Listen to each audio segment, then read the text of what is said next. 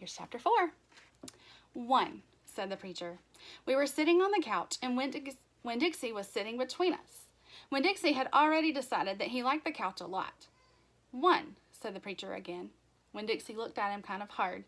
Your mama was funny. She could make just about anybody laugh. 2, he said. She had red hair and freckles. Just like me, I said. Just like you, the preacher nodded. 3, she liked to plant things. She had a talent for it. She could stick a tire in the ground and grow a car. Winn-Dixie started chewing on his paw, and I tapped him on the head to make him stop. 4, said the preacher. She could run fast. If you were racing her, you couldn't ever let her get a head start because she would beat you for sure. I'm that way too, I said. Back home in Watley, I raced Liam Fullerton and beat him, and he said it wasn't fair because boys and girls shouldn't race each other to begin with. I told him he was just a sore loser. The preacher nodded. He was quiet for a minute. I'm ready for number 5, I told him.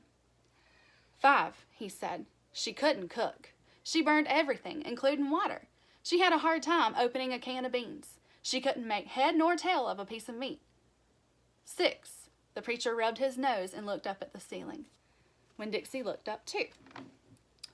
Number 6 is that your mama loved a story. She would sit down and listen to stories all day long. She loved to be told a story.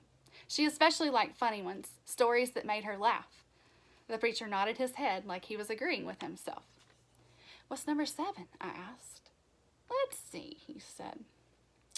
She knew all the constellations, every planet in the nighttime sky, every last one of them. She could name them and point them out, and she never got tired of looking up at them. Number 8, said the preacher, with his eyes closed, was that she hated being a preacher's wife. She said she just couldn't stand having the ladies at church judge what she was wearing and what she was cooking and how she was singing. She said it made her feel like a bug under a microscope. Winn-Dixie lay down on the couch. He put his nose in the preacher's lap and his tail in mine. 10, said the preacher. 9, I told him. 9, said the preacher. She drank. She drank beer and whiskey and wine, and sometimes she couldn't stop drinking. And that made me and your mama fight quite a bit. Number 10, he said with a long sigh. Number 10 is that your mama loved you. She loved you very much. But she left me, I told him. She left us, said the preacher softly. I could see him pulling his old turtle head back into his stupid turtle shell. She packed her bags and left us, and she didn't leave one thing behind. Okay, I said. I got up off the couch. Winn-Dixie hopped off too. Thank you for telling me, I said. I went right back to my room and wrote down all 10 things that the preacher had told me. I wrote them down just the way he said them to me so that I wouldn't forget them.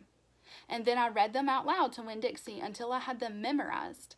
I wanted to know those 10 things inside and out. That way, if my mama ever came back, I could recognize her, and I would be able to grab her and hold on to her tight and not let her get away from me again.